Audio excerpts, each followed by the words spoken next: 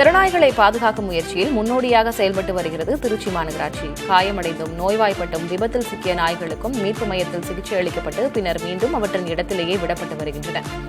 Blue cross அமைப்பு விலங்கு நல ஆர்வலர்களோடு இணைந்து திறனாய்களுக்கு கருத்தடை அறுவை சிகிச்சை, தடுப்பூசி மற்றும் தோல் நோய் சிகிச்சைகள் வழங்குகின்றனர். மேலும் நாய்களின் எண்ணிக்கையை கட்டுப்படுத்தவும் மாநகராட்சி தீவிர நடவடிக்கைகள் மேற்கொண்டு வருவதாக கூறப்படுகிறது. இந்த மீட்பு மையம் திருச்சி கார்பரேஷன் கொடுத்த இடத்துல ப்ளூ கிராஸ் ஆஃப் திருச்சியால் நடத்தப்படுகிறது. இது தெருவில் அடிபடுற விலங்குகளை கொண்டாந்து இங்கே வச்சு நாங்கள் பராமரித்து சிகிச்சை பண்ணி அதை நாங்கள் திருப்பி எந்த இடத்துல எடுத்தோமோ அதே இடத்துல கொண்டு போய் நாங்கள் விட்டுருவோம்.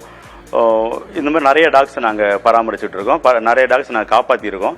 கேன்சர் டாக்ஸுக்கெல்லாம் நிறைய நாங்கள் கீமோதெரப்பி இந்த மாதிரிலாம் கொடுத்து அதை காப்பாற்றி திருப்பி அதே இடத்துல நாங்கள் கொண்டு போய் கொடுத்துருக்கோம். எந்த ஏரியாவில் அதிக முக்கியத்துவம் கொடுத்து இந்த நாய் கருத்தடைகள் பண்ணணும், எந்த இடங்களில் நாய்க்கடிகள் ஏதாவது இருக்காங்கிறத அனலைஸ் பண்ணுறதுக்கு இந்த நாயோட எண்ணிக்கை அடுத்த 10 ஆண்டுகளில் எப்படி இருக்கும், எக்ஸ்பொனன்ஷியல் ஏதாவது இருக்காங்கிறத அதையும் செக் பண்ணுறதுக்கு இந்த நடவடிக்கை யூஸ்ஃபுல்லாக இருக்குது.